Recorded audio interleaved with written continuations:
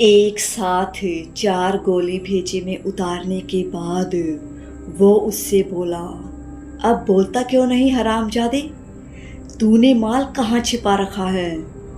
तभी उसका दोस्त बोला, अरे यार ये साला तो मर गया, ये तूने क्या कर डाला, गुस्से गुस्से में इसे मार डाला। अब पुलिस आती ही होगी, चल भाग चल अब जल्दी से यहाँ से, वरना हम दोनों को अगर पुलिस ने यहाँ लाश और कट्टे के साथ देख लिया तो फिर हमें कोई माई का लाल नहीं बचा सकता है। दोनों जल्दी से वहाँ से अपनी बाइक स्टार्ट कर बाइक को स्पीड में भगाते हुए दुर्जन चाचा के यहाँ पहुँच जाते हैं। दुर्जन चाचा का गेट बजाते हुए दोनों दुर्जन चाचा को आवाज़ लगाने लगते हैं, चाचा ओ चाचा जल्दी दरवाज़ा खोलो, हम लोग मुसीबत में फंस गए हैं। घर के अंदर से दुर्जन चाचा आवाज़ देते हुए कहते हैं, क्या हुआ, क्यों दरवाज़ा पीट रहे हो। चाचा ने जैसे ही दरवाज़ा खोला दोनों ने जल्दी से अंदर आकर दरवाज़ा बंद कर लिया। चाचा ने पूछा, तुम दोनों इतना घबराए हुए क्यों हो, फिर से कोई कांड करके आए हो क्या। अपनी घबराहट को छुपाते हुए दोनों एक साथ बोल पड़े, अरे नहीं चाचा, हम दोनों कोई कांड करके नहीं आए हैं, वो तो चाची के हाथ की चाय पीने की बहुत इच्छा हो रही थी तो आए हैं। उन दोनों की ये बातें सुनकर चाचा बोले, तुम दोनों की नस नस से वाकिफ़ हूँ मैं, सिर्फ चाय पीने तो तुम दोनों यहाँ आने वाले नहीं हो, वो भी रात के इस वक्त चाय पीने। और ये क्यों बोल रहे थे तुम दोनों दरवाज़ा पीटते हुए कि हम दोनों मुसीबत में फंस गए हैं। इतने में चाची चाय की ट्रे लेकर आ गई। चाची बोली, लो बच्चों चाय पियो, इनकी बातों पर ध्यान मत देना, इनको तो आदत है बेवजह शक करने की। अरे आज संडे है और दोनों बच्चों को मेरे हाथ की चाय पीनी थी, सो दोनों यहाँ आ गए और क्या। चाचा बोले, रात के 12 बजे दोनों को चाय पीनी थी, वाह, तुम नहीं जानती हो इन दोनों की हरकतें, मुझे पता है, दोनों ज़रूर कुछ करके आए हैं। चाची कहने लगी, अब रहने दो तुम अपनी ये तहकीकात, और मेरे बच्चों का जब मन होगा वो चाय पीने आएंगे, चाहे दिन हो या फिर रात। चाची की बात सुन दोनों ने राहत की सांस ली और फिर दोनों एक साथ बोल पड़े, जी चाची।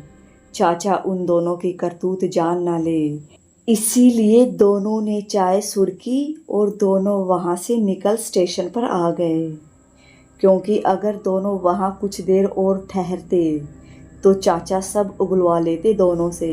दोनों वहाँ से भाग रतलाम जाना चाहते थे, क्योंकि रतलाम में उनका दोस्त मनोहर रहता था और वहाँ इस शहर से दूर उस शहर में दोनों सेफ भी रहते।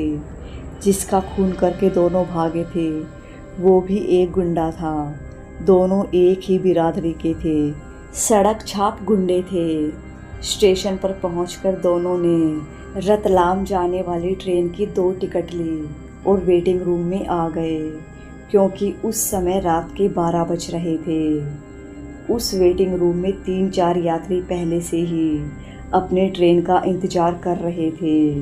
वो दोनों भी वहीं जाकर एक लोहे की बेंच नुमा कुर्सी पर बैठ गए। वहीं एक दूसरी बेंच पर एक दूसरा यात्री भी बैठा था जो अपने मोबाइल में खोया हुआ था। उसे वहाँ कौन आ रहा है कौन जा रहा है इससे कुछ खास मतलब नहीं था। वो अपने मोबाइल पर धीरे धीरे किसी से खुसर फुसर कर रहा था।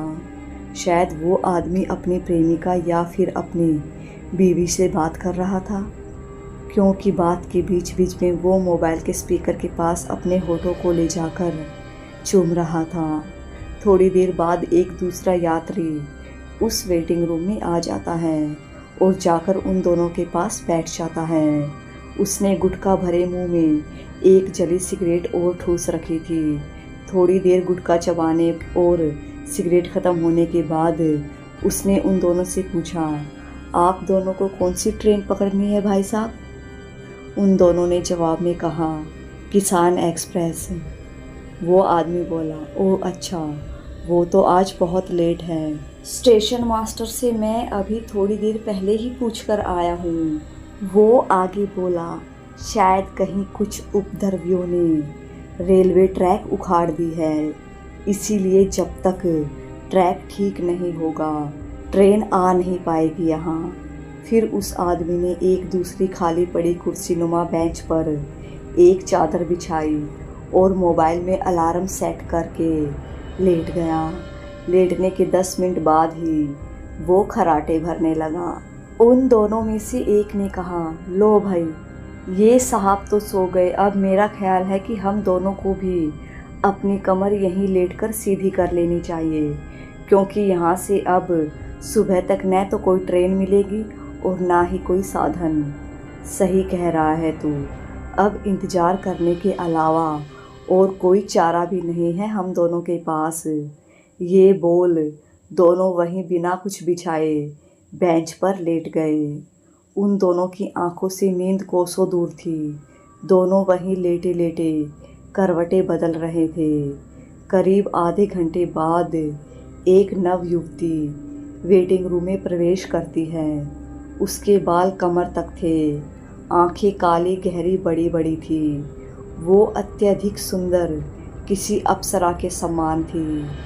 उसने वेटिंग रूम में आते ही उन दोनों पर एक तिरछी निगाह डाल दोनों का मुआयना किया।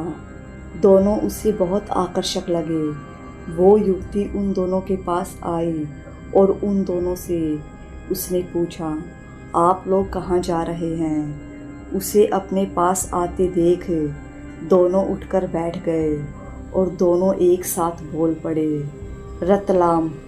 युवती ने उन दोनों से पूछा कि क्या मैं यहाँ बैठ सकती हूँ?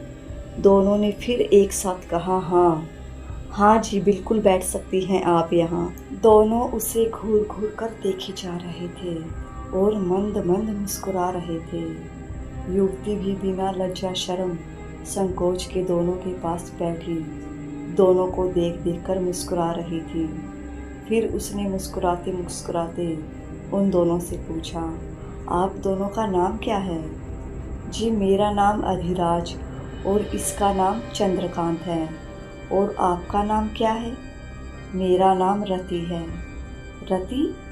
आपका नाम सुनकर कानों में मिश्री सी घुल गई। बहुत ही ज़्यादा सुंदर है आपका नाम, अधिराज बोला। अपनी गर्दन में हाँ हिलाकर चंद्रकांत ने भी उसकी बात का समर्थन किया और मंत्रमुग्ध हो गए। वह मंत्रमुग्ध होते हुए बोला, बिल्कुल अप्सरा के जैसे लग रहे हैं आप। उन दोनों की बात सुन रति खिलखिलाकर हंसने लग जाती है और उन दोनों पर अपने वासना का जाल फेंकने लग जाती है। रति अपने बालों में उंगलियां घुमा घुमा कर अपनी टांगों को कसने लग जाती है। अपने वक्ष स्थल को सांसों के साथ साथ ऊपर नीचे करने लग जाती है। उसे इस तरह निमंत्रण देते देख अधिराज और चंद्रकांत दोनों अपना संयम खोने लग जाते हैं। ये देख रति उठकर बाथरूम की ओर चली जाती है। उसे बाथरूम की ओर जाता देख चंद्रकांत भी उठकर उसके पीछे पीछे बाथरूम की ओर चला जाता है और अधिराज चुपचाप वहीं बैठकर अपनी बारी का इंतजार करने लग जाता है। बाथरूम में चंद्रकांत के प्रवेश करते ही बाथरूम का दरवाज़ा अपने आप बंद हो जाता है। चंद्रकांत के देखते देखते कुछ ही मिनटों में रति एक अप्सरा से एक झुर्रीदार बूढ़ी औरत में तब्दील होने लग जाती है। उसके नाखून बड़े हो जाते हैं, उसके बाल बेतरतीब फैल जाते हैं, उसके दांत नुकीले और बड़े हो जाते हैं। वो एक हवसी राक्षसी दिखाई देने लग जाती है। चंद्रकांत उसे देख चीखता हुआ बाथरूम का दरवाज़ा खोलने लग जाता है, पर वो दरवाज़ा नहीं खुलता और ना ही उसके चीखने चिल्लाने की आवाज़ बाहर जाती है। रति बनी राक्षसी उसे नीचे पटक कर अपनी हवस का शिकार बना लेती है और अपने बड़े नुकीले दांत उसकी पीठ में चुभाकर उसका सारा रक्त पीकर फिर से एक सुंदर जवान नव यौवना में तब्दील हो जाती है और चंद्रकांत वहीं ढेर हो जाता है। उसका शरीर बिना रक्त के सफ़ेद मांस का लोथड़ा हो जाता है। 2 घंटे इंतजार करने के बाद भी जब चंद्रकांत वापस नहीं आता तो अधिराज की बेचैनी बढ़ जाती है। उससे और इंतजार नहीं होता तो वो चंद्रकांत और रति को देखने बाथरूम में जाता है, पर उसे वहाँ चंद्रकांत नहीं, चंद्रकांत की लाश दिखती है जो सफ़ेद मांस के लोथड़े में बाथरूम में पड़ी हुई थी। रति उसे वहाँ कहीं भी नज़र नहीं आती। वो चंद्रकांत की ऐसी दुर्दशा वाली लाश देखकर सुन्न रह जाता है, पर चिल्लाता नहीं, क्योंकि एक खून करके तो वो पहले ही वहाँ से भागकर यहाँ आया था। अब एक और लाश, वो भी अपने दोस्त की। ऐसी लाश, अब अगर किसी ने उसे वहाँ देख भी लिया तो सारा शक उसी पर जाएगा कि इसी ने अपने दोस्त को भी मारा है।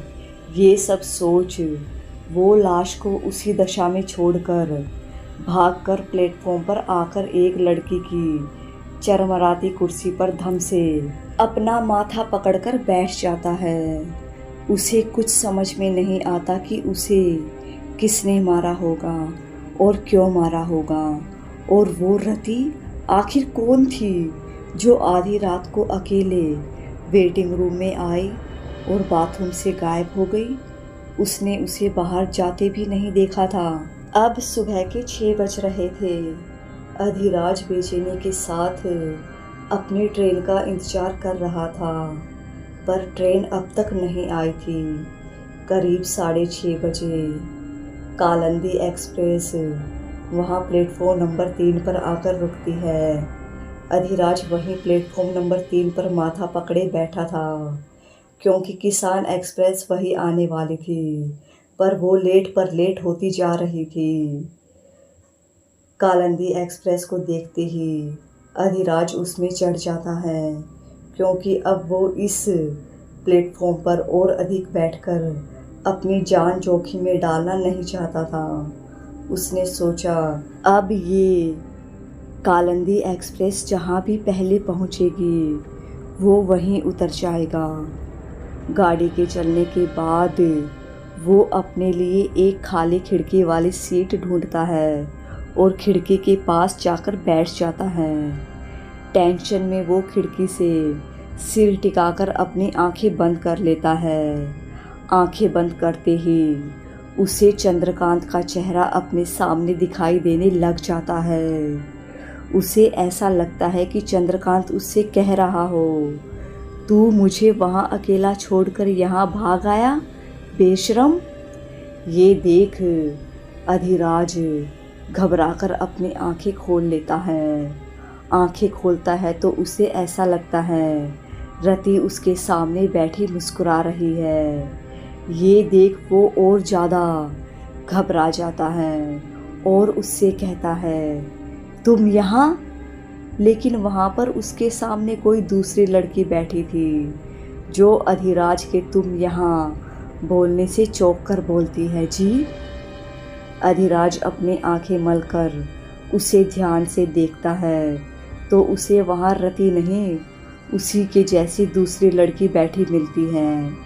अधिराज उसे सॉरी सॉरी बोल फिर अपनी आंखें बंद कर लेता है और सोचता है, ये कैसे ख्याल आने लगे मुझे, जबकि चंद्रकांत तो मर चुका है।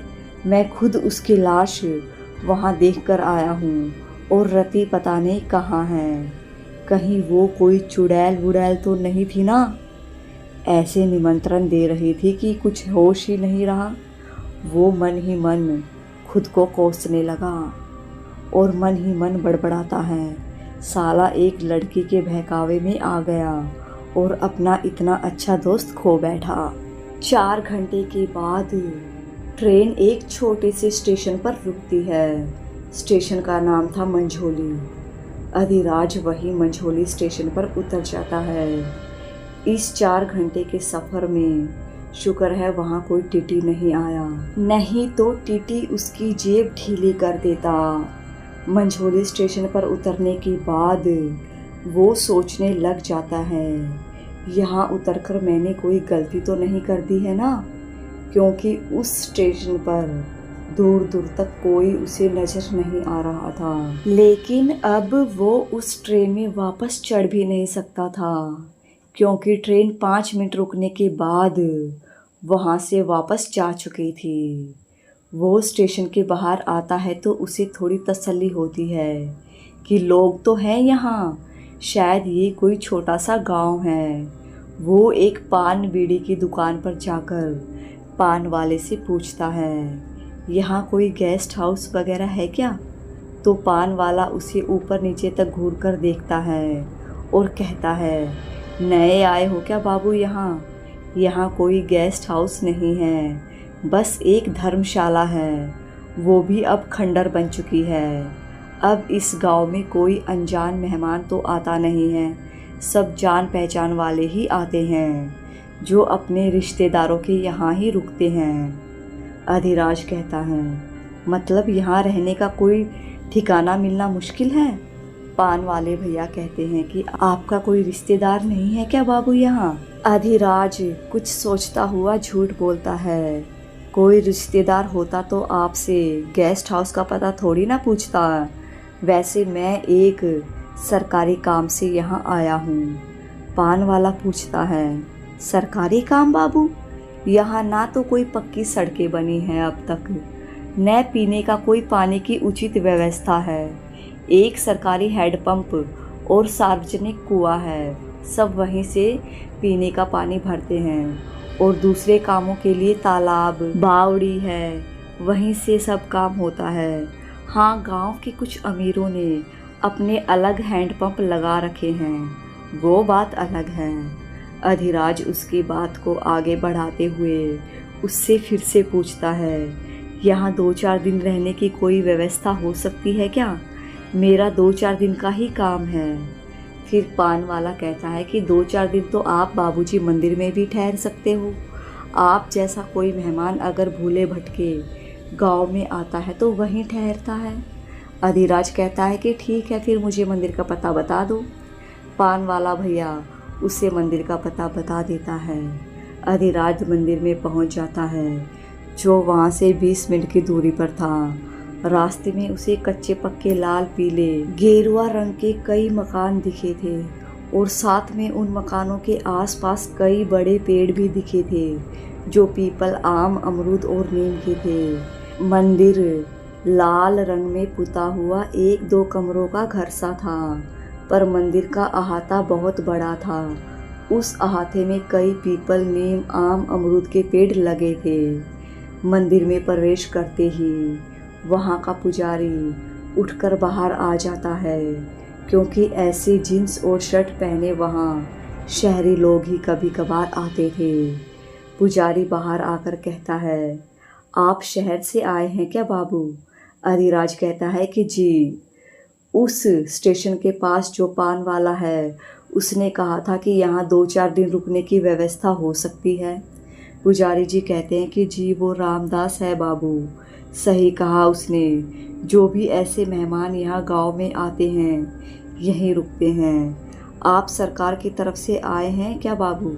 अधिराज कुछ सोचता हुआ, हाँ हाँ, सरकारी काम से ही आया हूँ। पुजारी जी अधिराज को मंदिर के पास में बने एक दूसरे कमरे में ठहरा देता है। कमरा क्या था, एक कोठरी बनी हुई थी। अधिराज वहाँ उस कोठरी में जाकर चैन की सांस लेता है कि अब कोई उसे वहाँ नहीं ढूंढ सकता है, पर उस बंद कोठरी में उसका दम घुटने लग जाता है, तो कुछ देर के लिए मंदिर के पेड़ों के नीचे आकर बैठ जाता है। पेड़ के नीचे आकर बैठने के बाद वो एक पेड़ के मोटे तने से सिर टिकाकर आंखें बंद कर लेता है। आंखें बंद करते ही उसे फिर चंद्रकांत का चेहरा दिखाई देने लग जाता है, तो वो घबराकर अपनी आंखें खोल लेता है। अब वो इतना अधिक डर जाता है कि अपनी आंखें बंद ही नहीं करता है। थोड़ी देर बाद अधिराज के सिर पर एक कच्ची कैरी आकर गिरती है, तो वो ऊपर आम के पेड़ की तरफ देखता है, लेकिन उसे वहाँ कोई नज़र नहीं आता। फिर थोड़ी देर बाद उसके सिर पर एक और कैरी आकर गिरती है। वो फिर ऊपर की तरफ देखता है, लेकिन उसे वहाँ कोई भी नज़र नहीं आता। तो वो चिल्लाकर कहता है, जो भी है सामने आओ, अभी मज़ा चखाता हूँ। छिपकर वार करते शर्म नहीं आती। तभी मंदिर की साफ सफाई करने वाला कैलाश उस लड़की को पकड़कर अधिराज के सामने ले आता है। लड़की क्या थी, पूरी आफत की पुड़िया थी। कैलाश कहता है कि साहब ये रही आपको कैरी से मारने वाली आफत की पुड़िया, इसका नाम राधा है। कैलाश फिर राधा से कहता है, बोल, ले चलूँ तुझे पुजारी जी के पास, वो ही तुझे सबक सिखाएंगे। रोज मंदिर से कैरिया चुरा कर ले जाती है, शर्म नहीं आती तुझे मंदिर से चोरी करते हुए? बोल, अब बोलती क्यों नहीं? अधिराज कहता है कि छोड़ दीजिए इसे, कोई बात नहीं, मजाक में मार रही होगी। अधिराज की ये बात सुनकर राधा कहती कि हाँ हाँ, मजाक में मार रहे थे हम बाबू को। वो यहाँ पेड़ के नीचे उनको सोते देखा तो शरारत सूझ गई थी। माफ़ कर दो कैलाश भैया हमको। कैलाश कहता है कि ठीक है साहब, आप कहते हैं तो इसको छोड़ देता हूँ, लेकिन अब की बार ये रंगे हाथों कैरी चुराते हुए पकड़ी गई तो सीधे इसे पुजारी जी के पास ले जाऊँगा। कैलाश राधा को छोड़ देता है। वो वहाँ से हंसती हुई भाग जाती है। उसके जाने के बाद कैलाश अधिराज को कहता है, बाबूजी देखना, ये फिर आपको तंग जरूर करेगी और यहाँ कैरिया भी तोड़ने जरूर आएगी। ये ऐसे मानने वाली नहीं है बाबूजी। अधिराज मुस्कुराकर कैलाश के कंधे पर हाथ रख मंदिर के अंदर चला जाता है, जहाँ पुजारी जी संध्या आरती की तैयारी कर रहे थे। संध्या की आरती के बाद गांव का एक वृद्ध पुजारी जी के पास अपनी बेटी का भविष्य जानने आता है, क्योंकि उसकी शादी लाख कोशिशों के बाद भी नहीं हो रही थी। पुजारी जी उसे दूसरे दिन दोपहर में आने के लिए कहते हैं। उस वृद्ध के जाने के बाद अधिराज पुजारी जी से अपना भविष्य पूछता है, तो पुजारी जी उसे भी कल बताऊंगा बोलते हैं। इस पर अधिराज उनसे कहता है, कल क्यों पुजारी जी, आप आज क्यों नहीं बता रहे भविष्य? तब पुजारी जी कहते हैं, बाबूजी हम कुछ नहीं बताते हैं, सब माता बताती है। हमारे इस मंदिर में एक गुप्त कमरा बना हुआ है, वहाँ एक किताब रखी है जिसमें हम सभी का भूत भविष्य और वर्तमान लिखा हुआ है। मैं तो बस माता के आदेश से उस किताब में पढ़कर उसका भूत भविष्य और वर्तमान बता देता हूँ। अधिराज कहता है, क्या किताब? पुजारी जी कहते हैं कि हाँ, किताब बाबू, जो सदियों से पहले भोजपत्र पर लिख दी गई थी हम सभी प्राणियों की। अधिराज कहता है, ये तो बहुत ही आश्चर्य की बात है पुजारी जी। पुजारी जी कहते हैं कि हाँ बाबू, मैं कल आपको भी आपका भूत भविष्य वर्तमान पढ़कर बताऊंगा, अभी आप आराम कीजिए बाबू। दूसरे दिन पुजारी जी अधिराज को उस गुप्त कमरे में ले जाते हैं जहाँ भोजपत्र पर लिखी किताब रखी थी। अधिराज पुजारी जी के सामने बैठ जाता है। पुजारी जी 10 मिनट तक आंखें बंद कर मंत्रों का जाप करते हैं, फिर किताब पलटने लग जाते हैं। किताब पलटने के आधे घंटे बाद पुजारी जी किताब का एक पन्ना पढ़ने लग जाते हैं जिसमें अधिराज के बारे में लिखा था। पुजारी जी अधिराज को बताते हैं कि पूर्व जन्म में आप एक राजा थे, आपको तंत्र मंत्र में बहुत रुचि थी, आपने अनेक सिद्धियां प्राप्त कर रखी थी। उसमें एक साधना थी रतिप्रिया यक्षिणी साधना। ये साधना आपने सौंदर्य और पौरुष बल को प्राप्त करने के लिए की थी। ये साधना लगभग 15 दिन की थी।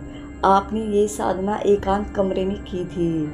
साधना सिद्ध होते ही आप कामदेव के समान सुंदर हो गए थे और यक्षिणी आप पर मोहित हो गई थी और आप उस यक्षिणी पर सम्मोहित हो गए थे। आप उस यक्षिणी को देखते ही उसके रूप जाल में फंस गए थे और आपने उस यक्षिणी के साथ संबंध बना लिए थे।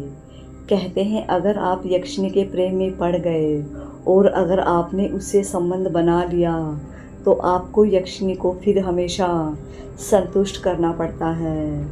जब भी वो कहे उसके साथ आपको संभोग करना पड़ता है और बदले में वो आपको धन, ऐश्वर्य, मन चाही चीज हर क्षेत्र में जीत दिलाती है। लेकिन अगर आपने एक बार उससे संबंध बना लिए तो फिर आप शादी नहीं कर सकते हैं कभी भी। यक्षिनियाँ हमेशा तो पत्नी की तरह आपके साथ रह नहीं सकती है और न ही आपके दैनिक काम कर सकती है, क्योंकि वो दूसरे लोक की प्राणी है। इसीलिए वो आपके पास सिर्फ रात को आती थी या आप जब उसे बुलाते थे तब आती थी। आप एक राजा थे और यक्षिनी ने भी आपको हर चीज़ दी थी। वो आपकी हमेशा मदद भी करती थी। लेकिन एक दिन आपको एक अन्य राज्य की राजकुमारी पसंद आ जाती है और आप यक्षिनी को बिना बताए ही उससे शादी कर लेते हैं। अब ये तो हो ही नहीं सकता कि उस यक्षिनी को कुछ पता न चलता। उसे आपके शादी करते ही सब पता चल जाता है, क्योंकि यक्षिनी का मतलब ही जादू की शक्ति होता है। कहते हैं यक्षिनियाँ सकारात्मक शक्तियाँ होती हैं और पिशाचिनियाँ नकारात्मक शक्तियाँ होती हैं। बहुत से लोग यक्षिनियों को भी भूत प्रेतने की तरह मानते हैं, लेकिन यह सच नहीं है। रावण का सौतेला भाई कुबेर एक यक्ष था, जबकि रावण एक राक्षस। महर्षि पुलस्त्य के पुत्र विश्राव की 2 पत्नियां थी, इकबिला और केकसी। इकबिला से कुबेर का जन्म हुआ था तो केकसी से रावण, विभीषण, कुंभकर्ण का जन्म हुआ था। इकबिला यक्ष जात की थी तो केकसी राक्षस जात की थी। यक्षिनी को आपके शादी की खबर लगते ही वो आपको श्राप देकर हमेशा हमेशा के लिए चली जाती है। उसके जाते ही आपका सौंदर्य, पौरुष बल, धन, ऐश्वर्य सब चला जाता है और पड़ोसी राज्य आप पर हमला कर देते हैं। जिस महारानी के लिए आपने यक्षिनी को धोखा दिया था, वो आपकी ये हालत देख किसी और राजा के साथ चली जाती है। पूरे राज्य में हाहाकार मच जाता है। लोग एक दूसरे के खून के प्यासे हो जाते हैं। आपका पूरा राज्य तहस नहस हो जाता है। आपके राज्य का मंत्री आपको मारने की गुप्त योजना बनाने लग जाता है। जब आपको इसकी खबर लगती है तो आप एक रात सबसे छिपकर जंगल में जाकर जंगल की शरण ले लेते हैं। लेकिन कहते हैं ना कि मुसीबत हमेशा चोर तरफा आती है। आपके साथ भी वही हुआ। उस जंगल में एक पिशाचिनी रहती थी। वो पिशाचिनी आप पर मोहित हो जाती है यक्षिनी के श्राप की वजह से। पुजारी जी यधिराज को बताते हैं कि उसके पूर्व जन्मों की वजह से और यक्षिनी की श्राप की वजह से पिशाचिनी उस पर मोहित हो जाती है। पुजारी जी आगे कहते हैं कि वो पिशाचिनी जैसे ही आपको उस जंगल में देखती है, आप पर अपना जाल फेंकना शुरू कर देती है, जिससे कि आप उससे सहवास करें और वो आपका खून पिए। वो आपके सामने एक अप्सरा के रूप में आती है। आप उसे एक टक निहारते रह जाते हैं और आप उससे पूछते हैं कि हे देवी, आप यहाँ आधी रात को इस जंगल में क्या कर रही हैं? तब वो आपसे कहती है, महाराज मैं तो यहीं रहती हूँ। तब आप कहते हैं, यहाँ इस जंगल में रहती हैं आप? तब वो आपसे झूठ बोलती है और कहती है कि महाराज मैं एक अप्सरा हूँ और रोज़ रात को इस जंगल में बहती नदी में नहाने आती हूँ। ये नदी स्वर्गलोक से बहती हुई इस जंगल में आई है, इसीलिए। फिर आप उससे कहते हैं, सुंदरी क्या आप मुझे उस स्वर्गलोक की धरती पर उतरी उस नदी पर ले चलोगी, क्योंकि मुझे बहुत प्यास लगी है। तब वो पिशाचिनी आपको नदी पर ले जाती है। नदी पर आने के बाद आप उस नदी के जल से अपनी प्यास बुझाने लग जाते हैं और वो पिशाचिनी बनी अप्सरा वहीं उस नदी में उतरकर नहाने लग जाती है। आप उसे इस तरह अर्धनग्न नहाता देख मंत्रमुग्ध हो जाते हैं, क्योंकि नहाते हुए उसका बदन चांदी की तरह चमक रहा था। होठों में मादकता भरी हुई थी। काले काले केश नदी में तैरकर आपको निशब्द आमंत्रण दे रहे थे। थोड़ी देर नहाने के बाद वो नदी से बाहर आती है और आपको अपने पास बुलाती है। उसे इस तरह बुलाता देख आप अपना नियंत्रण खो देते हैं और उसे अपनी बाहों में जकड़ लेते हैं, क्योंकि आप उसकी तरफ बहुत ही ज़्यादा आकर्षित हो गए थे। आप दोनों वहीं नदी के किनारे रेत पर संभोग करते हैं और संभोग करते ही वो अपने असली रूप में आ जाती है और आपके गले में अपने बड़े बड़े दांत गाड़ कर आपके शरीर से रक्तपान करने लग जाती है। थोड़ी ही देर में वो आपके शरीर का सारा रक्त पी जाती है। आपका शरीर बेजान हो जाता है और आपकी मौत हो जाती है। इस तरह पूर्व जन्म में आपकी मृत्यु हुई थी। पुजारी जी किताब में आगे पढ़ना जारी रखते हैं और कहते हैं, अब मैं आपको आपका वर्तमान पढ़कर सुना रहा हूँ और वर्तमान के आधार पर ही आपका भविष्य होगा। अब अधिराज के चेहरे पर पसीने की बूंदें उभर आई थी। वो हाथ जोड़े बड़े ध्यान से पुजारी जी जो जो बोल रहे थे वो सुन रहा था। किताब में अधिराज का वर्तमान पढ़ते पढ़ते पुजारी जी चुप हो जाते हैं और थोड़ी देर आंखें बंद कर किसी मंत्र का जाप करने लग जाते हैं। करीबन 15 मिनट बाद आंखें खोलकर पुजारी जी अधिराज से कहते हैं, क्या आप सचमुच में कोई सरकारी अफसर हैं? अधिराज चुपचाप ना में अपनी गर्दन हिलाता है, क्योंकि अब उसके झूठ बोलने का कोई मतलब ही नहीं था। पुजारी जी फिर उससे कहते हैं, आप किसी का खून करके भागे हैं और अब आपकी जान को भी खतरा है। फिर पुजारी जी किताब पढ़ते पढ़ते किताब बंद कर देते हैं और अधिराज से कहते हैं, इस जन्म में भी आप उसी श्राप को भोगेंगे। आपको इस श्राप से मुक्ति इस जन्म में भी बस यक्षिणी ही दिला सकती है। अगर आपको इस जन्म में भी यक्षिणी के श्राप से मुक्ति नहीं मिली तो आपका अगला जीवन और कष्टकारी हो सकता है और आपकी मौत पूर्व जन्म की तरह ही नकारात्मक शक्तियों द्वारा हो सकती है। अब और आगे मैं आपको कुछ नहीं बता सकता हूँ, क्योंकि अब और आगे बताने का कोई मतलब नहीं है। मुझे और ज़्यादा बताने का आदेश नहीं आया है माता की तरफ से। आप इस जन्म में उस यक्षिणी के श्राप से मुक्त होने की कोशिश कीजिए।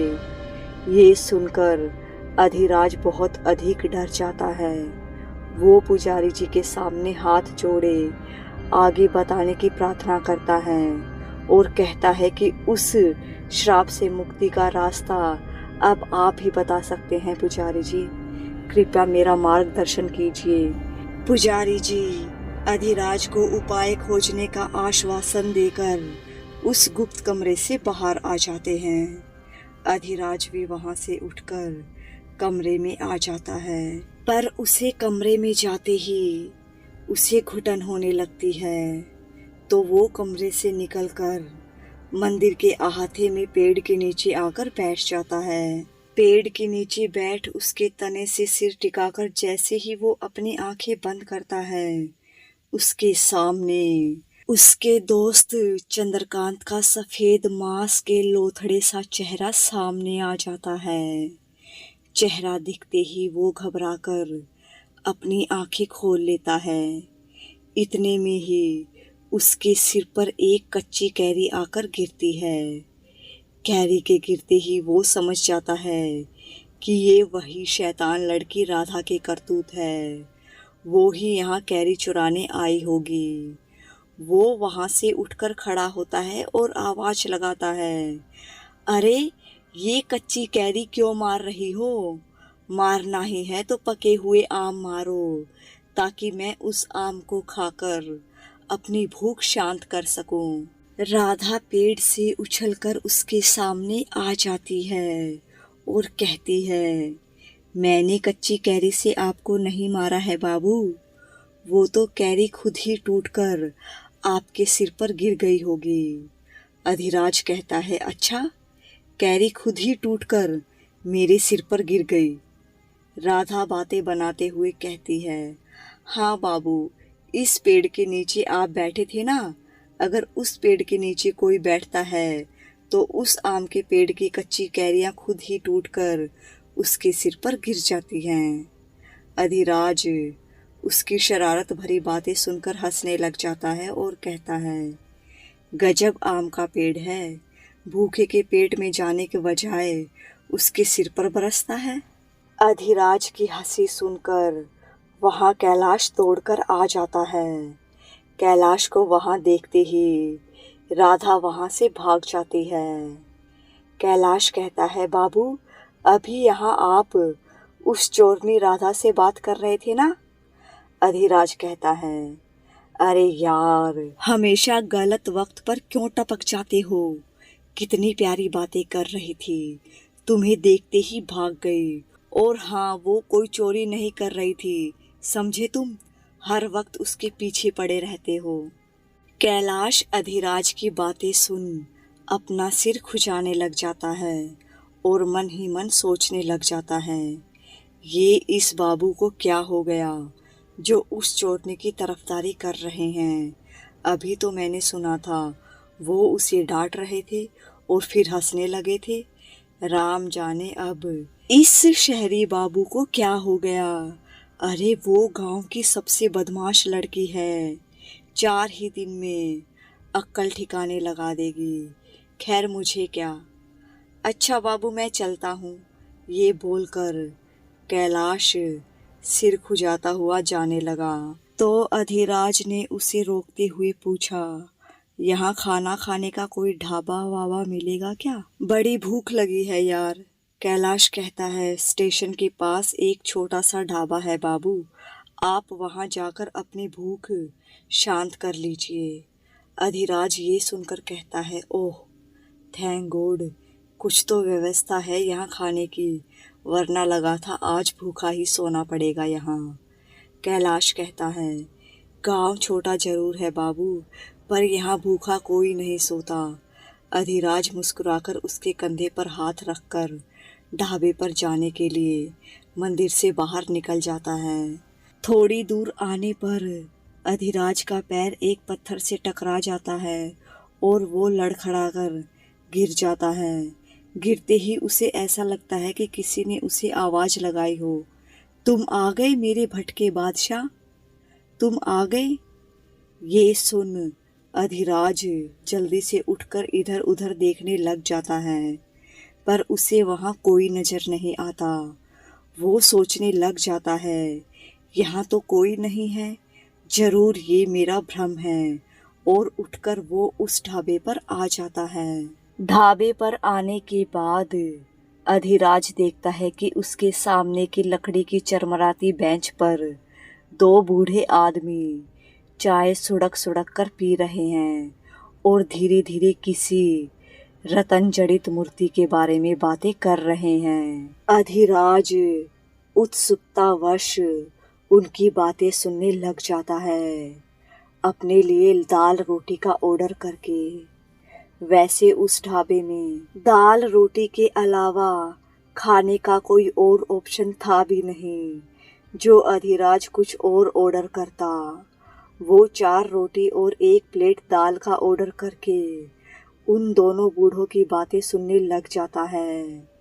पहला बूढ़ा कहता है कि अरे तुम कुछ नहीं जानते हो, वो रतन जड़ित मूर्ति इस गांव के मुखिया के बेटे ने ही चुराई थी। दूसरा बूढ़ा आदमी कहता है, लेकिन मुखिया ने तो ये इल्जाम सूरज किसान के बेटे पर लगाया था।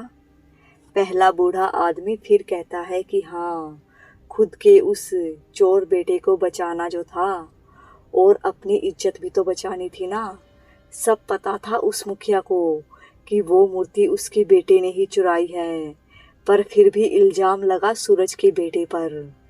दूसरा बूढ़ा कहता है, पर उस सूरज के बेटे ने तो चुपचाप सबके सामने सिर झुकाकर इल्जाम कबूल कर लिया था। पहला बूढ़ा फिर कहता है, और करता भी क्या, बेचारा मुखिया ने उस पर अपनी बेटी के बलात्कार का भी तो इल्जाम लगाया था ना। दूसरा बूढ़ा फिर कहता है, उस लड़के की तो पूरी जिंदगी ही जेल में गुजरी है रे। मुखिया मर गया, वो किसान भी मर गया, और वो सूरज का लड़का कमलू जेल में ही बूढ़ा हो गया। ना तो सरकार को वो मूर्ति मिली, न ही गांव वालों को वो मूर्ति मिली है। पहला बूढ़ा कहता है, अच्छा एक बात बता, मैंने कईयों के मुंह से सुना है कि वो राधा उस कमलू की ही पोती है। दूसरा बूढ़ा कहता है कि सही सुना है रे तूने। जब कमलू जेल गया था तब उसका बेटा 5 बरस का था। उसकी माँ ने ही उसे पाला पोसा बड़ा किया और उसकी शादी की, और उससे राधा पैदा हुई। पहला बूढ़ा फिर कहता है कि राधा बड़ी ही बदमाश लड़की है, नित नई बदमाशियाँ करती फिरती है पूरे गांव में। शादी की उम्र हो गई है, पर वो सुधरने का नाम ही नहीं ले रही है। दूसरा बूढ़ा कहता है कि यार अब क्या करे, घर वाले भी ध्यान नहीं देते, ज़्यादा लाड़ चाव से बिगड़ गई है। अधिराज दोनों बूढ़ों की बातें सुन रहा था कि उसकी टेबल पर वहाँ काम कर रहे लड़के ने दाल रोटी लाकर रख दी। अधिराज ने दाल रोटी खाई और पानी पीकर बाहर आ गया और उस पान वाले के यहाँ जाकर उसकी बेंच पर बैठ गया, एक पान लगाने का बोलकर। पान वाले ने अधिराज से पूछा, और बाबू कैसा लगा हमारा गांव? अधिराज कहता है कि अच्छा है तुम्हारा गांव। वैसे एक बात बताओ, यहाँ कभी कोई रतन जड़ित मूर्ति की चोरी हुई थी क्या? पान वाला कहता है कि हाँ बाबू, बरसों पहले हुई थी। जिसने मूर्ति चुराई थी वो भी पकड़ा गया था। अब ये सुन अधिराज ने कुछ नहीं कहा और पान खाकर मंदिर की ओर जाने के लिए बढ़ गया। थोड़ी दूर आने पर उसे फिर वही आवाज़ सुनाई दी, तुम आ गए मेरे बादशाह। मैं सदियों से तुम्हारी ही राह देख रही थी मेरे बादशाह। ये सुन अधिराज ने पलट कर देखा कि ये आवाज़ कहाँ से आ रही है, पर उसे कहीं कोई नज़र नहीं आता है। खाना खाकर आने के बाद अधिराज अपने उस कोठरीनुमा कमरे में बिछे गद्दे पर लेट जाता है, पर नींद उसकी आंखों से कोसों दूर थी। एक तो वो अपनी आंखें बंद करने से ही डरने लगा था, क्योंकि आंखें बंद करते ही उसे अपने दोस्त चंद्रकांत का खौफनाक चेहरा दिखाई देने लग जाता था। और दूसरा, अब उसे उस स्टेशन जाने वाले रास्ते पर भी जाने से डर लगने लगा था, क्योंकि उस रास्ते पर उसे किसी औरत के आवाज़ लगाने का एहसास होता था, जो उसे पीछे से आवाज़ लगाकर कहती थी, तुम आ गए मेरे बादशाह, तुम आ गए। पर पीछे मुड़ने पर उसे वहाँ कोई नज़र नहीं आता था। वो सोचने लग जाता है कि ये सब उसके साथ क्या हो रहा है। क्या पिछले जन्म में वो सचमुच में कोई राजा था जिसे यक्षिणी का श्राप मिला था, जैसा कि पुजारी जी ने कहा था? क्या इस गांव से मेरा कोई संबंध है? कहीं रास्ते में आती वो आवाज़ किसी यक्षिणी की तो नहीं है? वो फिर सोचने लग जाता है, ये मुझे कैसे कैसे ख्याल आने लगे हैं। ये किस उलझन में फंस गया मैं, अब मेरा क्या होगा? ये सब सोचते सोचते उसकी पलकें बंद हो जाती है और वो सो जाता है। दूसरे दिन अधिराज की नींद लेट खुलती है। जैसे ही वो अपनी आंखें खोलता है तो राधा को खुद के सामने खड़ा पाता है।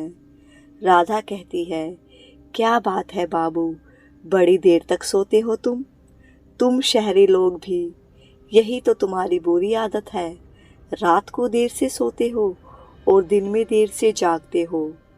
और बताओ बाबू, नींद में बड़ा मुस्कुरा रहे थे तुम। हम कब से खड़े खड़े तुम्हारी मुस्कान ही देखे जा रहे थे, जैसे कि मेरे किशन कन्हैया मुस्कुराते हैं।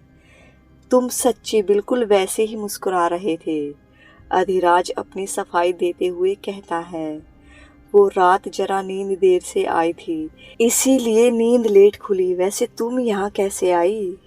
राधा हंसते हुए कहती है, अपने पैरों से चल के आए हैं बाबू।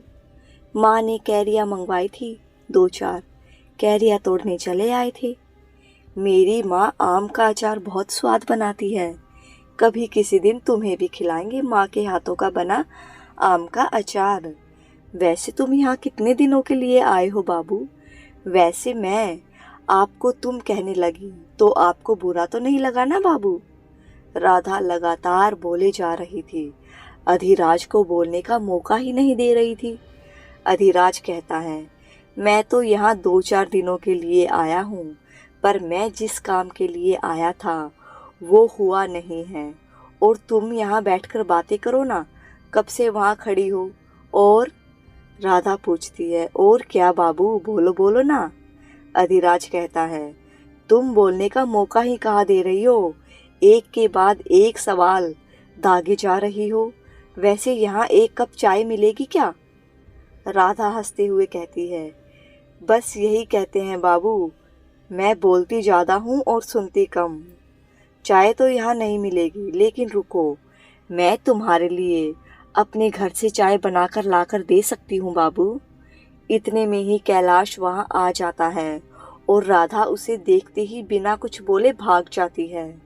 कैलाश कहता है, ये यहाँ सुबह सुबह आपके कमरे में क्या कर रही थी बाबूजी? अधिराज कहता है, अरे यार, फिर गलत वक्त पर आ टपके, आते ही भगा देते हो उसे। तुम हमेशा उसके पीछे पीछे क्यों चले आते हो? थोड़ी देर बाद नहीं आ सकती थी क्या तुम? कैलाश फिर सर खुजाने लग जाता है और मन ही मन बड़बड़ाता है, ये राधा सुबह सुबह यहाँ क्या कर रही थी? कहीं मेरे बारे में बाबू को भड़का तो नहीं रही थी? जरूर कैरिया चुराने आई होगी चोरनी। और अपना सर खुजाते खुजाते वहां से चला जाता है। कैलाश जैसे ही सर खुजाते हुए वहां से जाने लगता है, अधिराज उसे आवाज लगाकर बुलाता है और कहता है, एक कप चाय पिला दो यार, अभी हिम्मत नहीं है उस स्टेशन वाली चाय की दुकान पर जाने की। और वो जो घर से चाय बनाकर लाने वाली थी, उसे तो तुम आते ही भगा देते हो। कैलाश सर खुजाता हुआ कहता है, मैंने भगा दिया उस चोरनी को बाबू? अधिराज कहता है, और नहीं तो क्या, वो तो तुम्हें देखते ही भाग जाती है। वैसे एक बात बताओ, तुम उसे हमेशा चोरनी क्यों कहते हो? ये आम के पेड़ तो मंदिर के हैं ना, और मंदिर पर तो सभी का बराबर का हक होता है। कैलाश सोचते हुए कहता है, आप सही कह रहे हैं बाबूजी, पर वो कच्ची कैरियां तोड़ लेती है और सभी को बहुत परेशान भी करती है। मेरे डांट भी पड़वा देती है पुजारी जी से, झूठ बोलकर कि मैं पेड़ों की देखभाल ठीक से नहीं करता हूँ और मंदिर की भी साफ सफाई ठीक से नहीं करता हूँ। अधिराज कहता है कि ठीक है, अब से मैं उसे समझा दूंगा, वो तुम्हारी शिकायत पुजारी जी से नहीं करेगी। अब चाय तो पिला दो यार। कैलाश मुस्कुराता हुआ कहता है कि मैं अभी आपके लिए कड़क चाय बनवा कर लाता हूँ अम्मा से। ये बोलकर कैलाश कमरे से बाहर चला जाता है। अब अधिराज अंगड़ाई लेता हुआ सोचने लग जाता है, वैसे ये राधा है बहुत शरारती, इस बेचारे कैलाश को भी डांट पड़वा देती है पुजारी जी से। अधिराज राधा के बारे में सोचते सोचते उस यक्षिणी के बारे में सोचने लग जाता है, जिसके बारे में पुजारी जी ने उसे बताया था। मुझे पुजारी जी से जल्द इस यक्षिणी के श्राप से मुक्ति का उपाय पूछना पड़ेगा, जो उसने मुझे पिछले जन्म में दिया था। नहीं तो पता नहीं मेरे साथ क्या क्या होगा, कुछ पता नहीं। वैसे भी एक मुसीबत टलती नहीं कि दूसरी मुसीबत गले पड़ जाती है। वो ये सब सोच ही रहा होता है कि कैलाश चाय लेकर आ जाता है। फिर अधिराज चाय पीने लग जाता है। अब दिन के 12 बज रहे थे तो अधिराज तैयार होकर खाना खाने वापस उस स्टेशन वाले ढाबे पर जाता है।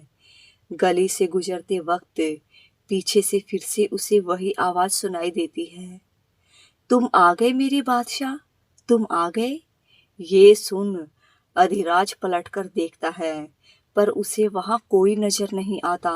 ये आवाज सुन कभी वो डर जाता है तो कभी अपने मन का वहम समझकर आगे बढ़ने लग जाता है। अब इसी उधेड़-बुन में वो कुछ कदम आगे बढ़ा ही था कि उसे फिर वही आवाज सुनाई दी, तुम आ गए मेरे बादशाह, तुम आ गए। अब की बार ये सुनकर वो झट से पलटकर देखता है लेकिन उसे वहां कोई नजर नहीं आता। फिर वो कुछ कदम ही चलता है कि इतने में ही एक अत्यंत रूपवती युवती उसके सामने आकर चलने लग जाती है। उस युवती के अंदर से मोगरे की तेज सुगंध आ रही थी। उसके बालों में मोगरे की बहुत मोटी वेणी बंधी थी। उसके होठ गुलाब की ताजा पंखुड़ियों के समान थे। उसकी आंखें बहुत काली बादाम के आकार की थी। उसकी आंखों में एक अजीब सी कशिश थी। उसने लाल रंग का लहंगा चोली पहन रखा था। वो किसी अप्सरा से कम नहीं थी। अधिराज उसे अचानक अपने साथ चलता हुआ देखकर रुक जाता है। अधिराज उस युवती को देखता है तो देखता ही रह जाता है। फिर खुद को संयमित करके पूछता है, तुम कौन हो और यहाँ अचानक कहाँ से आ गई और मेरे साथ क्यों चल रही हो। वो युवती उससे कहती है, मेरा नाम सुकुमारी है, और फिर गहरी सांस लेते हुए कहती है, तुम्हारे साथ चलना मेरी विवशता है।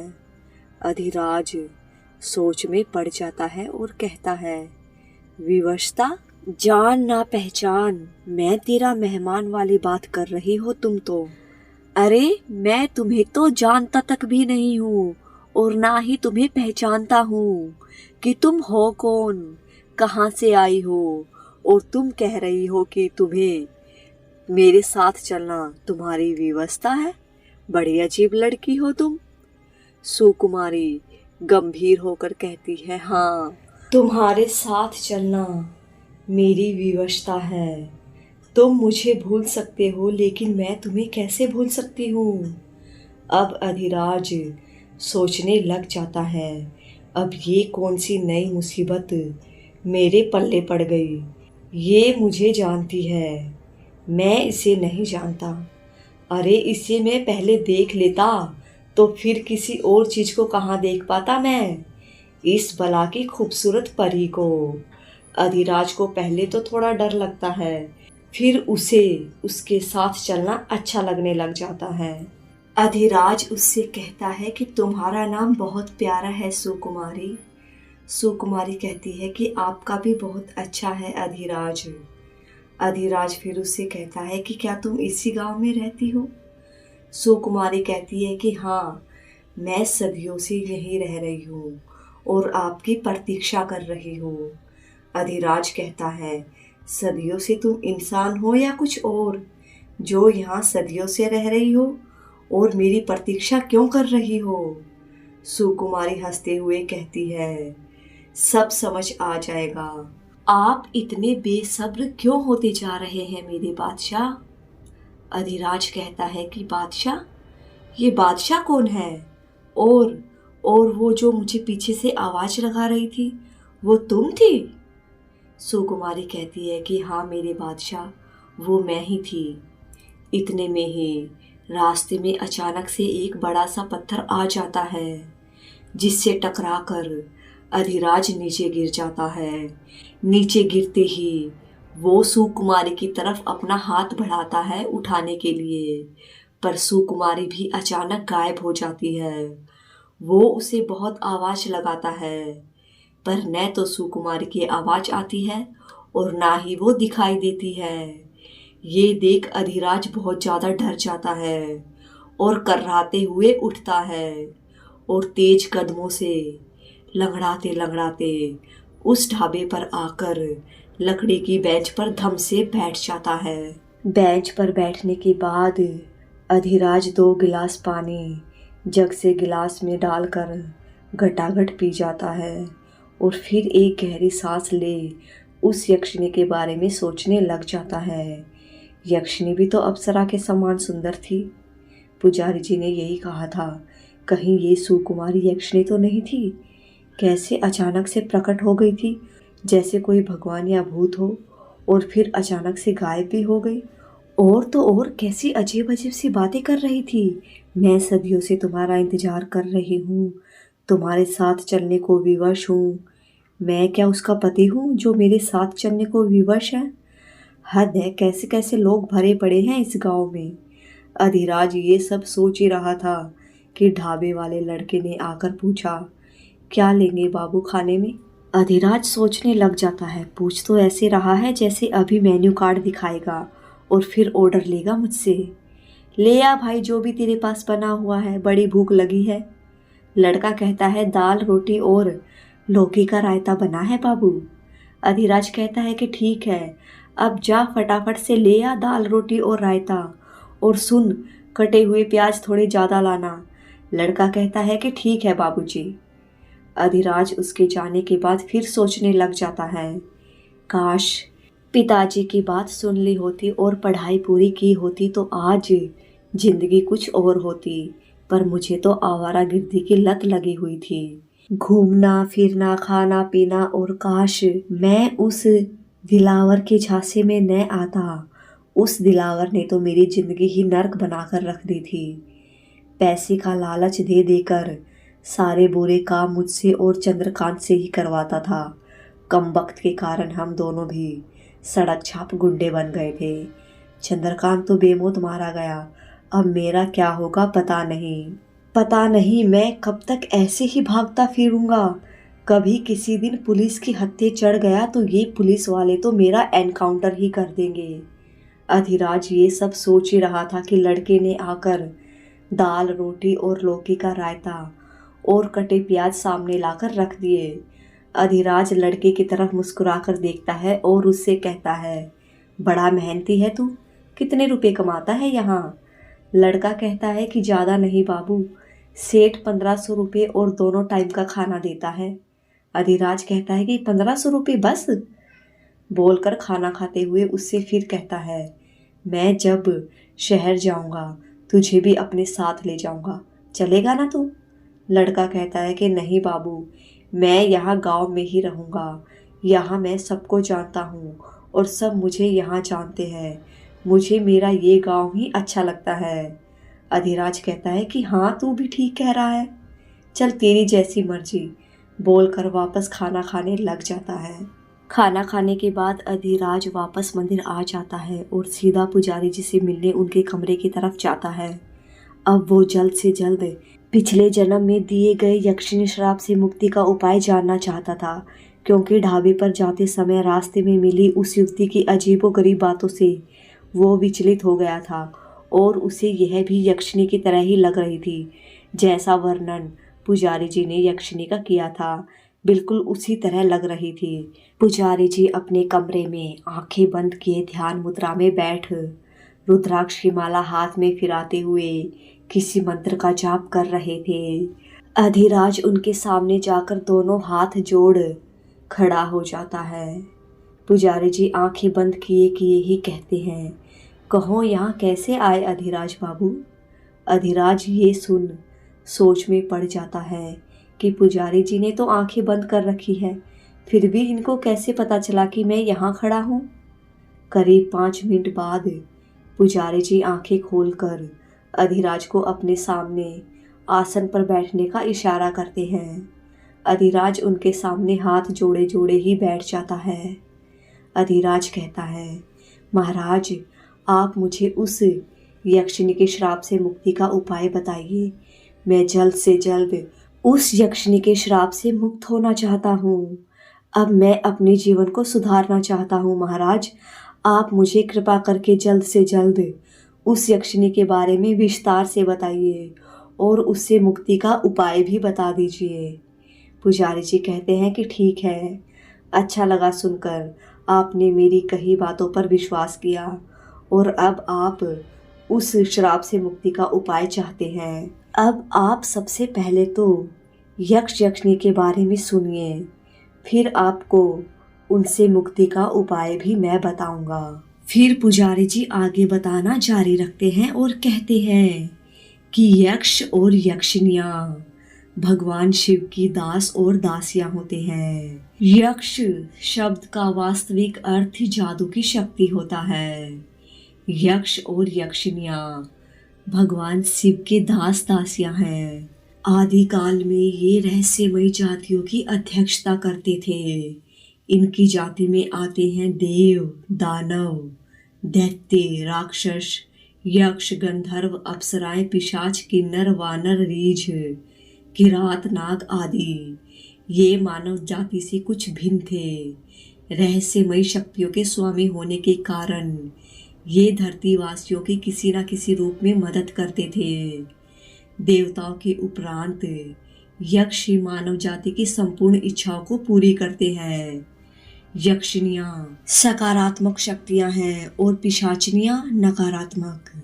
कुछ लोग अज्ञानतावश यक्षिणियों को भी भूत पिशाच की श्रेणी में रखते हैं, लेकिन उनका ऐसा सोचना सरासर गलत है। बहुत सारे लोग धन के स्वामी कुबेर को देवता मानते हैं, लेकिन ऐसा नहीं है। वे यक्ष हैं। कुबेर के पिता विश्वाजी की 2 पत्नियां थी, इकबिला और केकसी। इकबिला यक्षों की कन्या थी। केकसी राक्षस जात से संबंध रखती थी। इकबिला के पुत्र कुबेर हैं और केकसी के पुत्र रावण, विभीषण और कुंभकर्ण हैं। मुख्य रूप से 33 देव होते हैं और 64 यक्ष और यक्षिणियां। 8 प्रमुख यक्षिणियां होती हैं। इनकी अलग अलग साधनाएं होती है और विभिन्न फलों की प्राप्ति होती है। प्रथम नंबर पर आती है सुर सुंदरी यक्षिणी। दूसरे नंबर पर आती है मनोहारिणी यक्षिणी और तीसरे नंबर पर आती है कनकावती यक्षिणी। चौथे नंबर पर कामेश्वरी यक्षिणी। 5वें नंबर पर रतिप्रिया यक्षिणी और 6ठे नंबर पर आती है पद्मिनी यक्षिणी। 7वें नंबर पर आती है नटी यक्षिणी। आखिरी और 8वें नंबर पर आती है अनुरागिनी यक्षिणी। आपने उस जन्म में रतिप्रिया यक्षिणी की साधना की थी, जिसकी साधना प्रेयसी या पत्नी के रूप में की जाती है। और इस यक्षिणी ने आपको कैसे श्राप दिया था, ये सब मैं आपको उस दिन बता ही चुका हूँ, उस गुप्त कमरे में भोजपत्र पर पढ़कर। अब इस यक्षिणी के श्राप से मुक्ति का उपाय मैं आपको कल मंदिर में बताऊंगा। अभी आप जाकर आराम कीजिए। इस कहानी को आगे सुनने के लिए चैनल को सब्सक्राइब, वीडियो को लाइक शेयर जरूर कर दीजिएगा। दोस्तों, कहानी बनाने में बहुत ज़्यादा मेहनत लगती है। इस कहानी को पूरे मुझे 20 दिनों में बनाई है। प्लीज़ चैनल को सब्सक्राइब और कमेंट में अपना नाम ज़रूर लिख दीजिएगा।